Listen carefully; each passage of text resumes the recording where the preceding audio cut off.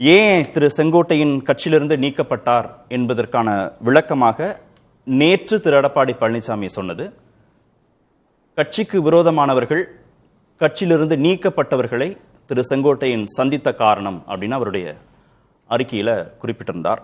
ஆனால் நேற்று செய்தியாளர்கள் சந்திப்பில் அவர் அழுத்தம் கொடுத்து பேசியது திமுகவுடைய பி டீமாக திரு செங்கோட்டையனும் திரு ஓபிஎஸ் போன்றவர்கள்லாம் செயல்படுகிறார்கள் என்ற விமர்சனத்தை முன்வைத்திருக்கிறார். திமுக ஆட்சி பொறுப்புக்கு வரணும் அப்படிங்கிறத மறைமுகமாக இவர்கள்லாம் விரும்புகிறார்கள் அப்படின்னு அவர் சொல்றார். அதிமுக காரங்களுக்கு ஓபிஎஸோட பேசினாரு, டிடிவியோட பேசினாரு, சசிகலாவை சந்திச்சாரு செங்கோட்டையன், அதனால நீக்கப்பட்டார் அப்படிங்கிறதுக்கும் திமுகவுடைய பி டீமாக செயல்படுகிறார், திமுக ஆட்சி பொறுப்புக்கு வருவதற்கு மறைமுகமாக விரும்புகிறார், உதவி செய்கிறார் செங்கோட்டையன் அப்படிங்கிறதுக்கும் நிறைய வேறுபாடு தெரியும், புரிதல் இருக்கும். அந்த அடிப்படையில் சரியான காரணத்தை முன்வைத்திருக்கிறாரா திரு எடப்பாடி பழனிசாமி?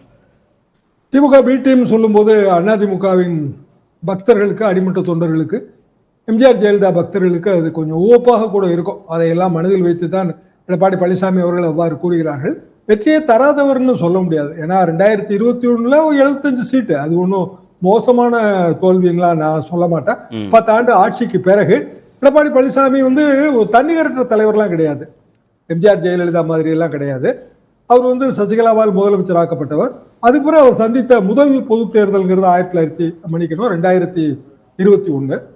2021 தேர்தலில் 75 தொகுதி வெற்றி. அது சாதாரணமான ஒரு சாதனைலாம் நம்ம எடுத்துக்கொள்ள முடியாது. ஆனா பொதுவாக எம்ஜிஆர் அவர்கள் இப்படியான அதிரடி நடவடிக்கைகள் எடுத்தாலும் அரவணைத்து செல்வார். பல உதாரணங்கள். 1975 காலம், அப்பதான் அதிமுக பெயரே ஆல் இண்டியா ஏடிஎம்கே மாற்றப்படுகிறது. ஒரு பொதுக்குழு செயற்குழு, கோயம்புத்தூர் பொதுக்குழு செயற்குழு. செங்கோட்டையன் தான் அதுக்கு பொருளாளர். அதுக்கு அடுத்த 1.25 வருஷத்துல தேர்தல் வருது. சத்தியமங்கலம் தொகுதி அவருக்கு டிக்கெட் கொடுக்குறாரு எம்ஜிஆர். ஆனா அப்ப அந்த முடிவை எதிர்த்தாங்க. மாநில கட்சிக்கு எதுக்கு அகில இந்தியங்கிற டேக்லைன் தேவையில்லை, எடுத்தது கோவை செழியன் மாதிரியானவர்கள், புலவர் இந்திரகுமாரி மாதிரியானவர்கள். ஆனா 77 ஆட்சி வந்த பிறகு அவர்களுக்கு பதவி தரப்பட்டது. உடனடியாக கோவை செழியன் திட்டக்குழு துணைத் தலைவர் இந்திரகுமாரி அவர்களை அரவணைத்துக் கொண்டார்கள். எம்ஜிஆருக்கு அடிக்கவும் தெரியும், அரவணைக்கவும் தெரியும். ஜெயலலிதா அவர்களும் அப்படித்தான் பல முறை பலரையும் கட்சி விட்டு நீக்கி இருக்காங்க. அம்மாவால் நீக்கப்பட்டவர்னு சொல்றதுக்கு அர்த்தமே இல்லை. அம்மாவால் யார் நீக்கப்படவில்லை என்பதுதான் கேள்வி. ஆனா அதுக்கு பிறகு அவங்க நீக்கப்பட்டவர்களுக்கும் பதவி கொடுத்திருக்கிறாங்க. திரு எடப்பாடி பழனிசாமியே திருமதி ஜெயலலிதாவால் நீக்கப்பட்டவர்னு கடந்த செய்தியாளர் சந்திப்பில் செங்கோட்டையன் குறிப்பிட்டார். அது உண்மைதான்.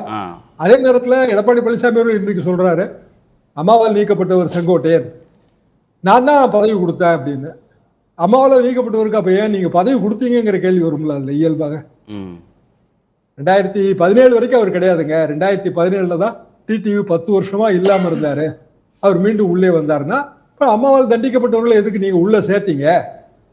அப்படி இல்லை. பாலிடிக்ஸ்ங்கிறது அப்படி இல்லைங்க. பாலிடிக்ஸ்ங்கிறது அனைவருக்கும் தெரியும். பல நேரங்களை விட்டு கொடுத்து போக வேண்டியது வரும். அனுசரிப்பு இல்லாம அரசியலே கிடையாது. இப்ப எடப்பாடி பழனிசாமி அவர்கள் காலத்துல என்ன பிரச்சனை ஏற்படுதுன்னா, அவர் அனுப்புறாரே தவிர மீண்டும் ஒரு முறை அவர் சேர்த்துக் கொள்ள மாட்டேன்றார். அடிக்க தெரியுது, அரவணைக்க தெரியல. இதுதான் உண்மையான சிக்கல். நீங்க கூர்ந்து கவனிச்ச வரைக்கும் அதிமுக ஒருங்கிணைப்பு சார்ந்த பிரச்சனை தானா, அதிமுக மீண்டும் ஆட்சி பொறுப்புக்கு வருவது சார்ந்த பிரச்சனை தானா உண்மையிலேயே இந்த பிரச்சனை? இல்ல அவர் முதலமைச்சராவதற்கு நான் தான் பரிந்துரை செய்தேன் அப்படின்னு திரு செங்கோட்டையன் திரு எடப்பாடி பழனிசாமி பத்தி பேசுறதும், அவரை நான் தான் மாவட்ட செயலாளர் ஆக்கினேன், அவர் மீண்டும் அமைச்சராவதற்கு நான் தான் உதவி செஞ்சேன் அப்படின்னு திரு எடப்பாடி பழனிசாமி பேசுவதும் தனிப்பட்ட ஈகோ, தனிப்பட்ட சண்டையாக தெரியுதா? அது பார்த்த வரைக்கும் ஈகோ கிளாஷ் இருக்குங்க. அதெல்லாம் இல்லாம இருக்கிறதுக்கு வழியே கிடையாது. ஏனென்றால் எடப்பாடி பழனிசாமி அவர்களும் பல்வேறு பதவிகளை வகித்து ஒரு முக்கியமான அமைச்சராக இருந்து அதுக்கு பிறகு முதலமைச்சரானவர். நேரடியாக விவசாயி இருந்து முதலமைச்சர் ஆயிட்டாரு, சாதாரண நிலைமையில இருந்து முதலமைச்சர் ஆயிட்டாருன்னு சொல்றது தவறு. அவர் முதலமைச்சர் ஆகிறதுக்கு முன்னாடி என்னவா இருந்தாரு? பெரிய பதவியில இருந்தாரு. ஆனா அதே நேரத்துல நான் தான் மாவட்ட செயலாளர் ஆக்கினேன், நான் தான் மந்திரி ஆக்கினேன்னு சொல்றதும் தவறு. நான் தான் முதலமைச்சர் ஆக்கினேன்னு சொல்றது, செங்கோட்டையன் சொல்றதும் தவறு. காரணம் ஒரு கூட்டு முயற்சி தான் இது. எல்லா எம்எல்ஏக்களும் சேர்ந்துதான். அதாவது அப்ப எடுத்த முடிவு திருமதி சசிகலா அவர்களை எதிர்த்து போனது ஓபிஎஸ் அவர்கள். அவருக்கு வாய்ப்பே இல்லைன்னு ஆயிடுச்சு. ஓபிஎஸ் அப்படியே ரீட்டைன் ஆயிருந்தாரு, அவரே கூட முதலமைச்சரா கன்னியூ ஆயிருப்பாரு. வாய்ப்பு இல்லைன்னு ஆயிப்போச்சு. அப்போ ஜெயலலிதா மரணத்துக்கு பிறகு சசிகலா அம்மா ஜெயிலுக்கு போகணுங்கிற கம்பல்ஷன் வரும்போது அவங்க எடப்பாடி பழனிசாமி அவர்களே முதலமைச்சர் ஆக்குகிறார்கள். அதெல்லாம் நம்ம வெட்ட வெளியில பார்த்த விஷயம் தான். புதிய தலைமுறை தொலைக்காட்சியில எவ்வளவு விஷயங்கள் நம்ம இதை பற்றி எல்லாம் நேரலையில உட்கார்ந்து பேசியிருக்கிறோம். அதுக்கு பிறகு ஓபிஎஸ் எப்படி உள்ள வந்தாரு, அவர் ரெட்டையில ஏத்து ஓட்டு போட்டவர்னா அப்புறம் எதுக்கு உள்ள சேர்த்தீங்க? பிஜேபி சொல்லித்தான் சேர்த்தாங்கிறது உலகத்துக்கே தெரியுங்க. அதை ஓபிஎஸ் அட்மிட் பண்ணதுதான். மோடி சொல்லித்தான் சேர்த்தேன்னு வித்யாசாகர் ராவ் 2 பேரும் கையையும் சேர்த்து தூக்கி பிடித்து அது போஸ்ட் கொடுக்கும் போதெல்லாம் நான் வந்து உங்க டிவி லைவ் நேரலையில வந்து உட்கார்ந்து இருக்கிறேன். எதுக்காக நான் சொல்றேன்னா, அரசியல்ங்கிறது இப்படிதான், அனுசரிச்சு போறதுதான் அரசியல். நோக்கம் என்னவா இருக்கணும்? நோக்கம் வந்து கட்சி வெற்றி பெறணும், கட்சி வெற்றி பெறணும், நம்ம முதலமைச்சர் ஆகணும். அது தவறே கிடையாது. ஏன்னா துரோகிகளை அனுசரிக்க முடியுமான்றதான திரு பழனிசாமி கேட்கிற கேள்வி. இதை விட பெரிய பெரிய துரோகங்கள்லாம் நடந்தது தானங்க. நான் தான் உதாரணமே சொன்னேன், எம்ஜிஆருக்கே துரோகம் அளித்தவர். எம்ஜிஆர் வந்துங்க 1984 வந்து புரூக்லைன் மருத்துவமனையில் இருந்த போது வேட்பாளர் பட்டியலில் அவர் பெயர் கிடையாதுங்க. முதல் லிஸ்ட் எடுத்து பாருங்க நீங்க, வேட்பாளர் பட்டியலில் பெயர் கிடையாது. பெரிய பெரிய தலைவர்கள்லாம் இருந்தாங்க. நம்ம எம்ஜிஆரோட பிஏ மறைந்தவர் வந்து அது பற்றி புத்தகத்திலே விரிவா எழுதியிருப்பார். எம்ஜிஆர் பெயர் கிடையாதுங்க. பெரிய அளவுக்கு கொதிப்பாகி போச்சு. அதுக்கு பிறகு எல்லாரும் சொல்லித்தான், இல்ல இல்ல அது எம்ஜிஆர் வந்து உறுதிமொழி ஏற்றுக்கொள்ள முடியாத நிலையில இருக்கிறாரு அவர் புரூக்லின் மருத்துவமனையில, அவரை பெயரை சேர்த்தா வேட்பாளர் பட்டியலே வந்து தடை கொடுத்துருவாங்க என்று மூத்த தலைவர்களே சொன்னாங்க. அதுக்கு பிறகு நாங்க வந்து டெல்லியோட பேசணும். டெல்லியோட பேசின பிறகு இந்திரா காந்தி அம்மா அதுக்கு ஒரு ஏற்பாடு பண்ணி விட்டாங்க. எம்ஜிஆர் வாய் பேச முடியாத நிலையில, உறுதிமொழி ஏற்க முடியாத நிலையில் தான் வேட்பாளர் ஆனார். கண்டிப்பாக அப்போது இருந்த காங்கிரஸ் அதுக்கு உதவி செய்தது. அதுக்கு பிறகும் உறுதிமொழியை படிக்க முடியாத நிலையில் தான் வந்து கவர்னர் மாளிகையில வந்து போட்டி அறைக்குள் தான் வந்து அவர் மட்டும் முதலமைச்சரா பதவி ஏற்றாரு. அவர் மட்டும். கவுன்சில் ஆஃப் மினிஸ்டர்ஸ் இருக்கு கான்ஸ்டிடியூஷன்ல. இது பெரிய தப்புங்க. கவுன்சிலே இல்லாம எப்படி வந்து ஒரு முதலமைச்சராக அவர் மட்டும் பதவி ஏற்க முடியும்னு பலரும் சுட்டி காட்டினாங்க. இதெல்லாம் 85 வரலாறு தான். எதுக்காக நான் சொல்றேன்னா, அரசியல் அனுசரிப்பு. காங்கிரஸ் கட்சியும் அனுசரிச்சிருக்கோம், பிஜேபியும் அனுசரிச்சிருக்கோம். அதெல்லாம் நம்ம சுட்டி காட்ட முடியாது.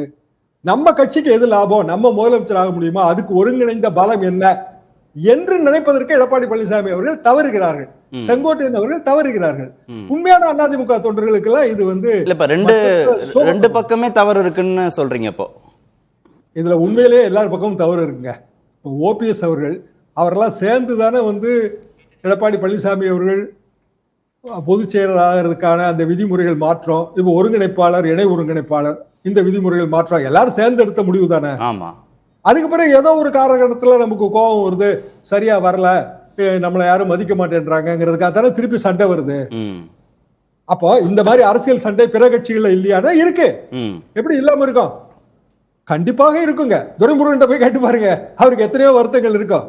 ஆனாலும் அந்த common good, sharing the common dream, பொதுவான சொப்பனத்தை பகிர்ந்து கொள்கிற ஏற்பாடு கட்சி அரசியல். அதுக்காக எல்லாரும் வந்து பொறுத்து போவாங்க. அந்த அமைப்புல இருந்து போக மாட்டாங்க, அமைப்புல இருந்து தூக்கி எறிய மாட்டாங்க, ஒரு தண்டனை கொடுப்பாங்க. இது மரண தண்டனையா தான் இருக்கு. எப்போது எந்த தப்பு செய்தாலும் போடுறா தூக்கல, இதுக்கு மேல ஒரு வாழ்வே கிடையாது என்று சொல்லுகிற தண்டனை அரசியலுக்கு சரிப்பட்டு வராது.